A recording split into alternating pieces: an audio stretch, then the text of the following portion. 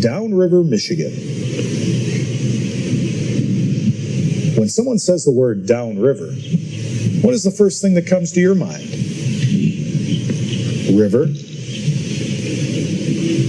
boats, south, birds. How about the first automobile bridge downriver?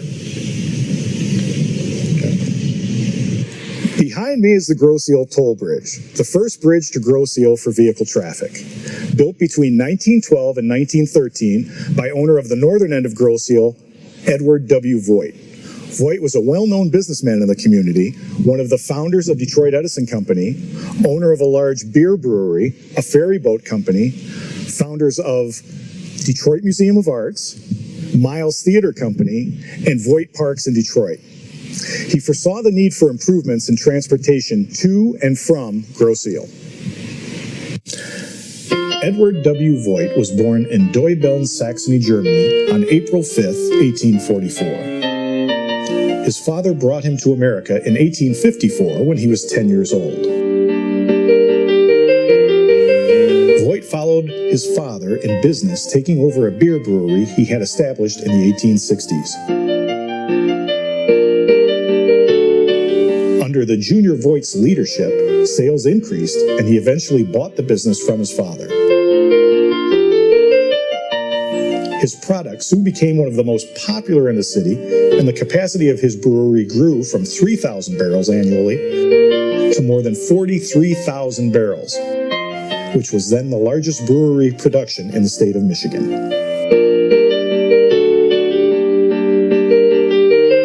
Voigt's business ventures expanded beyond brewing, and he became one of the most prominent businessmen in Detroit during this era. He was one of the founders of the Edison Illuminating Company, which was the forerunner to Detroit Edison. He founded the Port Huron, Suffet, and Paper Company, and was involved in railroad ventures, among other business activities.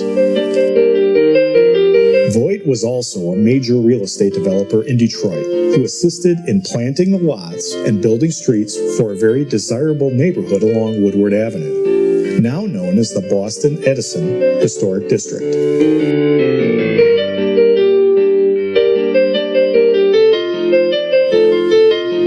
On Grosse Ile, Voit owned and ran a large horse farm known as the Island Homestock Farm, which was located on part of the 400 acres of land he owned on the north end of the island.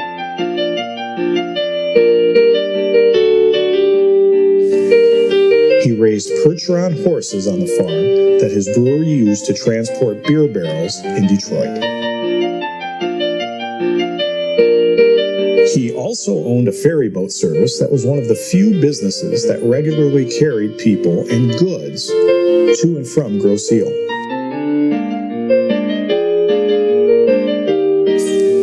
Voit transported his Percheron horses from the farm to the mainland with the ferry boat. This experience became an ambitious plan to build an automobile bridge on the north end of the island. He felt the automobile bridge would make it easier for the transporting of the Percheron horses to the mainland, while also providing Grosse Ile residents with a much-wanted way of easily and quickly accessing the island with vehicles.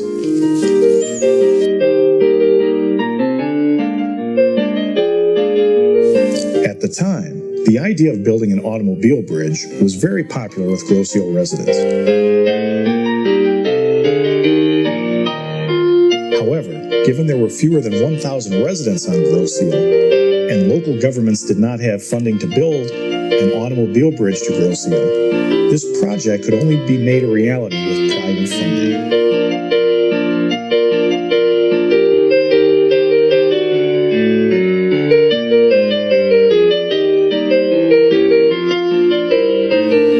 Voit took on the challenge by obtaining the financing and forming the Grosse Ile Bridge Company on May 1st, 1912. To build the Grosse Ile Toll Bridge as a self-sustaining enterprise that would serve the public. Voit was the first president of the GIBC and owned 99% of the shares.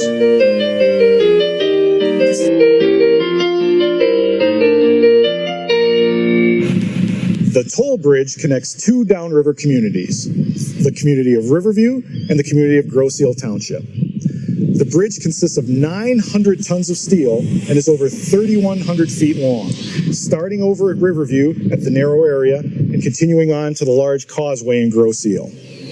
The bridge at its highest point is over 90 feet high, and it sits about 10 feet above the water. Interestingly enough, there's a smaller bridge, 32 feet wide, which runs along the Grosse Ile shoreline, and it's a small channel. It runs around the small channel there. We need to keep in mind that this was the first bridge connecting the downriver communities with Grosse Ile. And because it's a privately owned bridge, there is a toll charged. 2012 marks the 100th year anniversary of the Grosse Ile Bridge Company. The bridge can be categorized by engineers as a center pier swing bridge. It was built for functionality reasons to keep the Trenton Channel of the Detroit River open for ships to pass through. The bridge has one pier that rotates for 45 degrees, and the pier always remains in the center.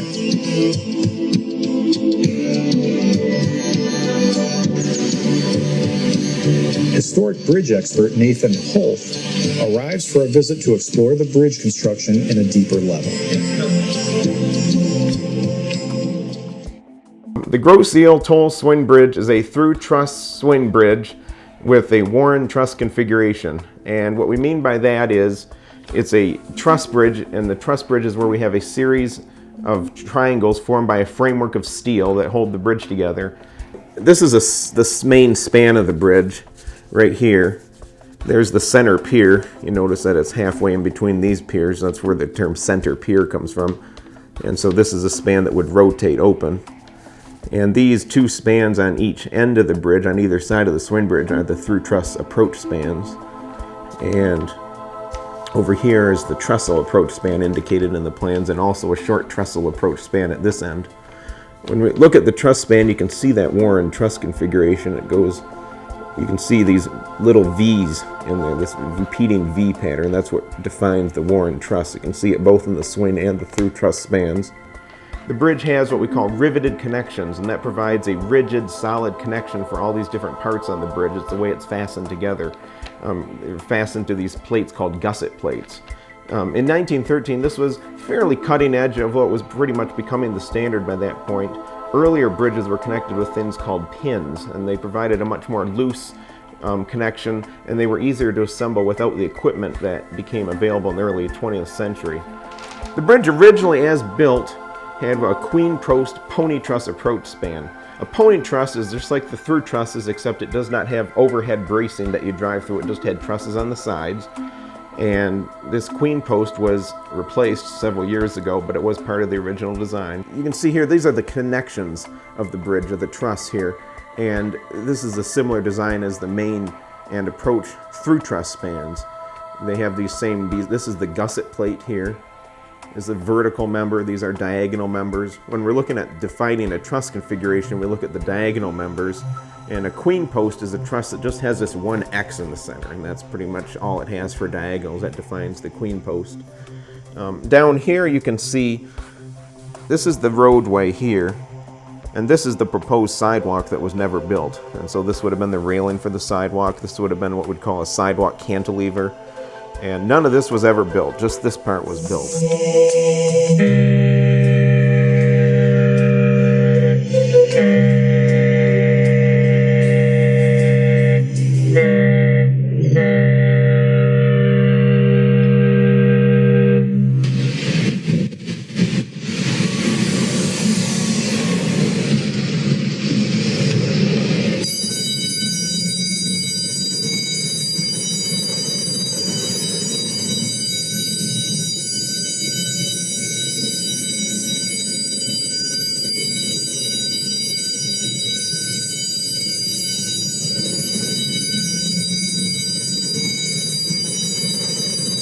time it takes from the bridge opening to bridge closing for a small craft is usually about 5 to 6 minutes.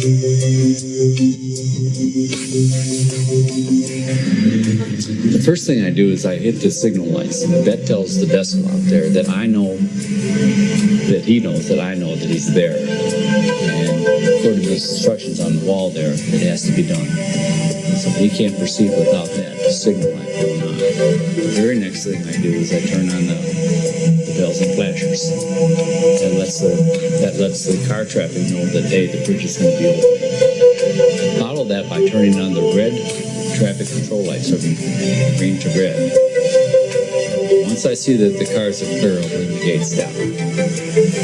Once the gates are down, I put the control panel, I put it on automatic, I retract the jacks, I disengage the locking pins, I take the clutch and I put it into span position.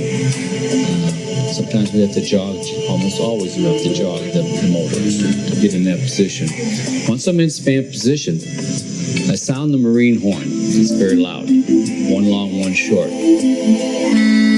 See, everything's behind the buoys for piers. The boats are behind the piers. They're not in any way. I open the bridge. And that's a button. Then the bridge opens. It takes about a minute for it to open up. Then the vessel goes through. Once he's clear of the pier, once he's past the pier, I sound the marine horn one long blast. And then I close the bridge. Now, when the bridge is closing, there's an alignment process. You have to get the bridge to align to the roadway exactly, and it tends to wiggle a little bit, and that takes about a minute. And once it's perfectly aligned, I engage the locking pins. Once the locking pins are engaged, I put the clutch to jack position. Then I extend the jacks, raise the gates, turn off the bells and flashers, turn off the signal lights, and there you go.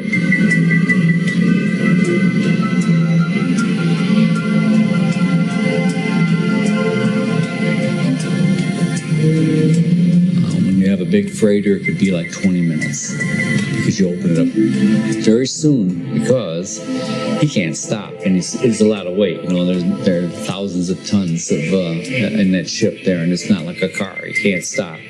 So we open it well. As soon as he commands us to open it, we open it.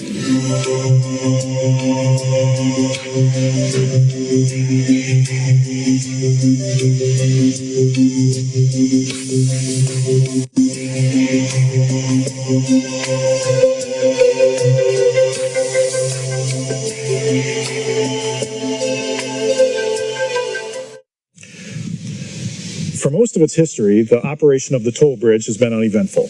However, there have been two major accidents involving lake freighters over the years. The first in 1965 and the second in 1992. On the August 6, 1965 accident, the lake freighter John T. Hutchinson lost control while traveling up the river and hit the fixed span on the island side of the bridge.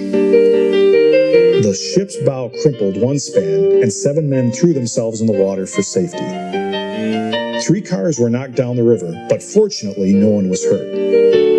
The estimate of the damage for the bridge was $100,000. My name is Bill Heinrich. I lived on Grosse Ile for 83 years, almost 84 years. I was retired at the time that the 1964 accident happened. I retired very young. I built a boatyard in Gibraltar. I had a boat in my boathouse on West River Road. I received a phone call. A freighter had hit the toll bridge. I was always very, very interested in the toll bridge because one of my father's uncles was one of the founders of the toll bridge. He was the first treasurer. And I got in my Chris Craft 22-foot sea skiff and hightailed it up here to the toll bridge to see what was going on. Unfortunately, I was too late. The freighter had been towed away, and the Coast Guard boat and several other cruisers were mulling around. I took my camera with me, thank God, and I took some color slides. There was 3 or 4 cars on the the east span of the bridge, the Grosse Ile side of the span, that had been knocked in the water, and the cars were mostly in the water. So I snapped quite a few pictures. Went home and got on the phone again to inquire about a few things. Got a hold of my friend Lee Edwards, who was president of Wyandotte Toy Company, and he had a brand new Cadillac. And he was waiting on the Grosse Ile side of the bridge. He at that time, he didn't live in Wyandotte, he lived on Park Lane. And he was waiting on the Grosse Ile side of the bridge. And he saw this freighter coming. And he said, "Oh, I know what's going to happen here." He was an experienced boater. And he said he slowly got out of his car and walked back to the span on the east side. And he said, "I got off of it just in time." And it was funny. Brand new Cadillac. He got another brand new Cadillac out of this thing. This was quite an experience. I wish I'd taken more pictures. And here, the boat accident in 1965. It was a nice day. I almost remember it like it was yesterday. It was a nice day. I was working as a dog warden and health and license inspector with the city, and the police department only had one man on the desk, which was Lieutenant Leroy Melms, and then Bob Guinea, who was a patrolman, and myself. Well, it was 3 o'clock in the afternoon, right around shift change.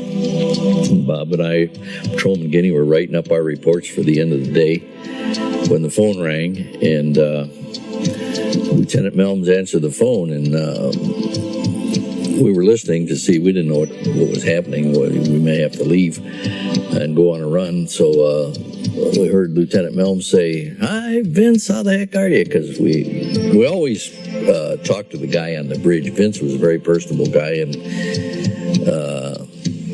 we'd stop and say hello because this is a small town, and our routine of patrolling the town got pretty small, so we'd stop on the bridge and talk with Vince for a while. Yeah, that's how we got to know him. And he'd say, "You're kidding, Vince." "No, can't be. You're Vince. You're kidding me. Is that right? You're kidding me, Vince." And he kept going on like that.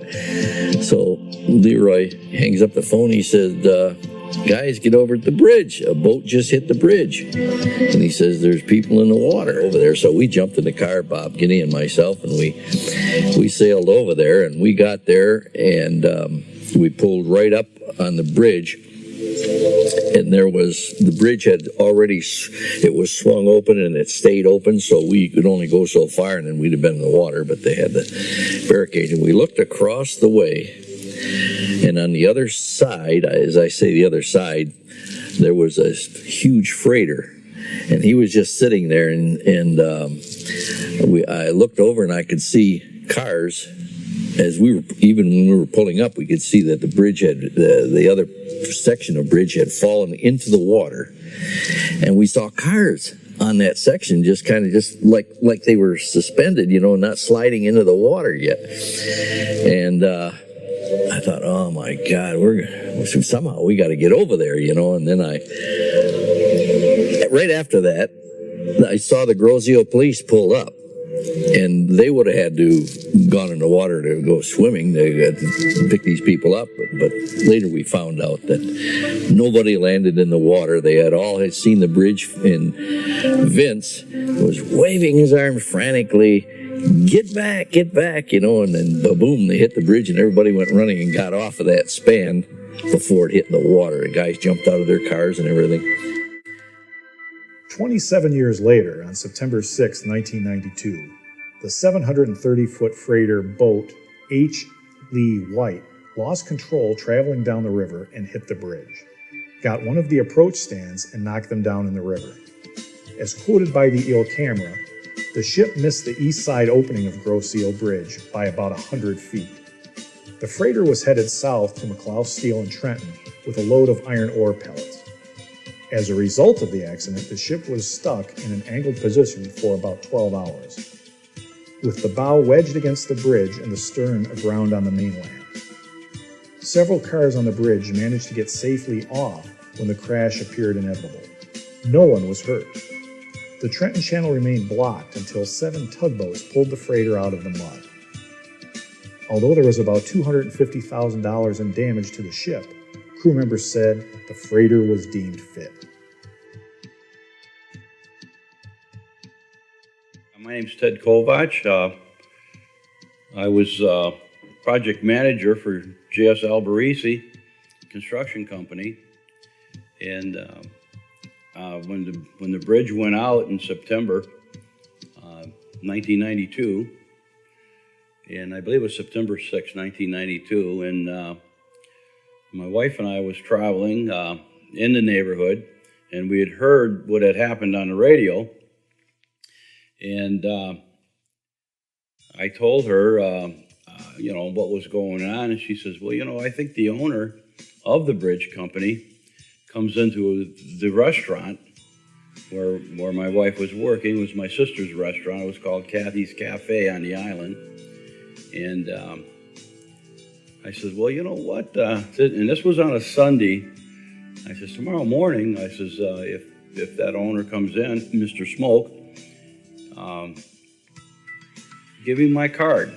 Tell him this is what your husband does and the type of work, the business that they're in, and we can help him out if he needs any help. So next morning, that happened.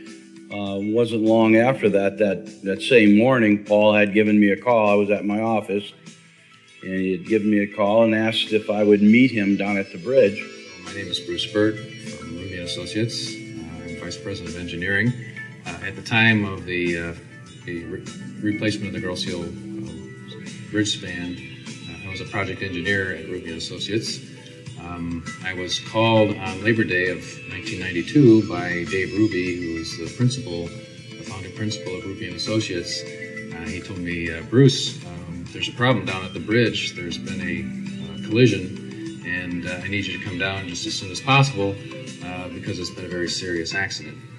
So that was Labor Day. The following morning I came down to the bridge to see that, in fact, a freighter had struck the bridge and knocked it completely off its moorings and into the water, virtually destroying that span.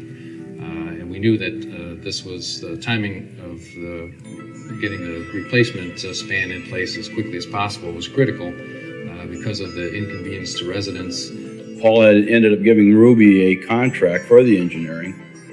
And then at the same time, he had us put some packages together to put the bridge out to bid.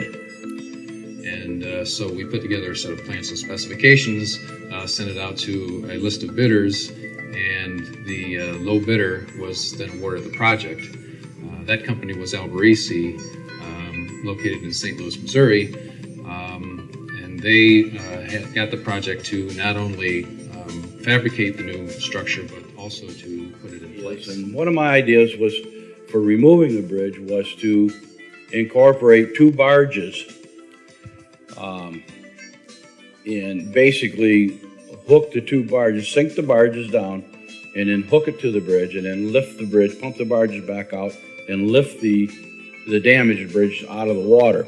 It brought it over to the land, and then we, through a series of picks where we hooked onto it and moved it in, and then we rehook again and moved it in again. We managed to get it up on shore, and we did a guesstimate on the weight because it still had the blacktop, the original decking, the white pine decking in it, and it was really heavy, and then that white pine decking was soaked because it had laid in the water for quite a while there, so it had soaked up a bunch of water. But we guesstimated that that old span weighed in the neighborhood of 600 to 700 tons. The bridge was fabricated in Albarisi's St. Louis facility. It was completely pre-assembled in their shop to ensure that the fit-up was correct. And once it was assembled, then it was disassembled and placed on trucks and then shipped to Michigan for reassembly on site. The bridge was then constructed on the barge, and the concrete deck was placed on the bridge.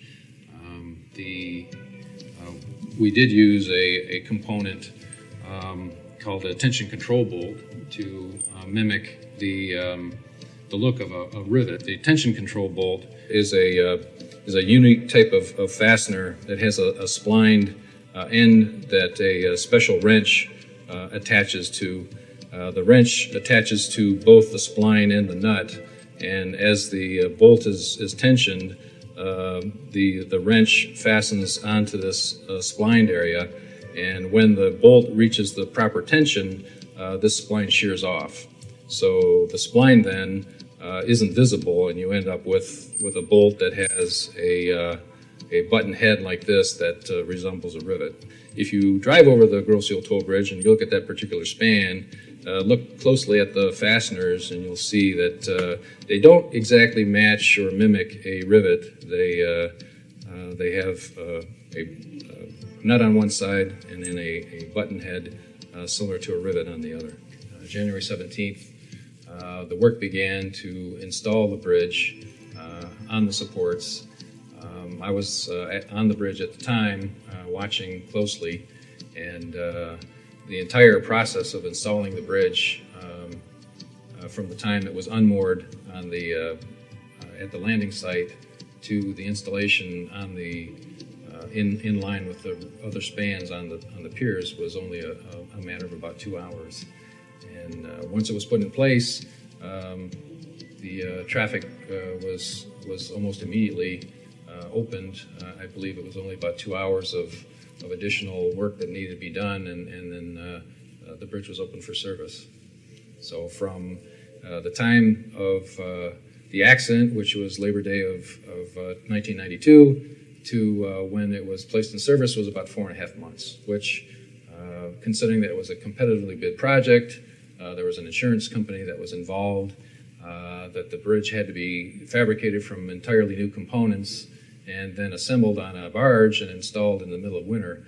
I think that's a very impressive track record for Alberisi and all the workers that were associated with that project.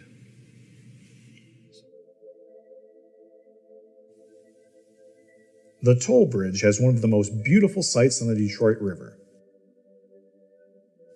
Here an endangered species of the common tern comes every late spring and nests in colonies.